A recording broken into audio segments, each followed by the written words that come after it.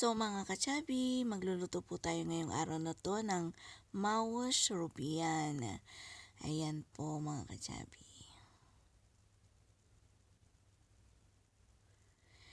Ito po pala yung mga pangunahing sangkap sa ating Mawash Rubian, rice na may kasamang munggo. At dito naman po yung ating mga gagamitin sa pagpapakulo sa ating hipon.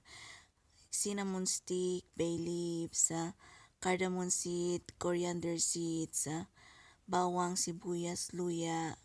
Yan po. Pakulaan po natin yung ating hipon hanggang sa lumambot po mga kachabi. Yung hipon pala natin mga kachabi is medyo na overcook siya. Yung munggo pala natin at saka rice, hinugasan ko po siya at binabad po ng mga 1 hour. At saka yung pinagpakuluan ko po pala yan kanina mga kachabi ng hipon, yan din po yung gagamitin natin sa pagluto sa ating bigas at saka munggo. Ayan na po. Ito naman po is yung ating coriander leaves at saka dill leaves. Okay na pala yung ating yung rice kanina mga kachabi. Iin-inin naman po natin siya mga kachabi. Tinanggalan ko lang po ng yung mga excess na tubig. Ayan, okay na po yung ating pinapalambot na sibuyas. Lagyan naman po natin ng konting mantika para sa pagkikisa sa ating hipon. Medyo takot na akong maghalo dyan mga kachabi kasi na-overcook siya mga kachabi. Lagyan naman na po natin ng grand masala, seafood seasoning,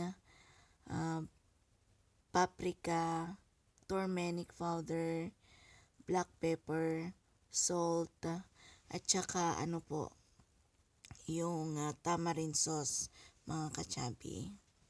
Yan lang po yung mga ginagamit ko para sa ating, nilalagay ko para sa ating hipon. Wala pong masyadong seasoning. Ayan po. Talagang hindi ko na talaga siya hinalo yan. Kitang-kita naman po mga kachabi na sa tuwing hinahalo ko is nadudurog yung ating hipon. Saka naman po natin ilalagay yung coriander leaves at saka yung ating dill leaves mga kachabi. Tapos maya-maya po mga kachabi is okay na, patayin na po natin yung ating apoy kasi hindi naman po natin kailangang lutuin ng masyado yung dahon. Ayan po, okay na rin po yung ating rice. Luto na po mga kachabi. Ayan, napakasimple. Diba? Ayan po.